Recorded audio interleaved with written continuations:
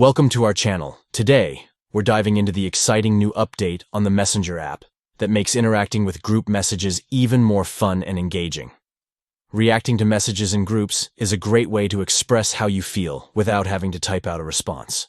So, whether you want to share a laugh or show support, let's get started on how to react to group messages on Messenger from your PC. First, launch the Messenger app on your computer. If you haven't updated in a while, make sure you have the latest version to take full advantage of this new feature. Once you're in the app, find and open the group chat, where you want to send your reaction. Next, scroll through the messages in the group until you find the one you'd like to respond to. It's important to know that reactions can add a personal touch to the conversation, so pick a message that resonates with you. Now, hover over the specific message you want to react to.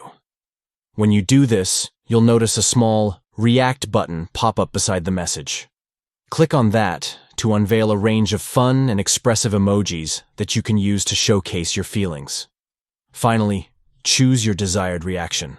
Whether it's a heart, laugh, thumbs up, or any other emoji, simply click on the one that fits your mood. Your friends in the group will see your reaction instantly, adding excitement and interaction to the chat. And there you have it. 4 simple steps to reacting on a group message in Messenger on PC.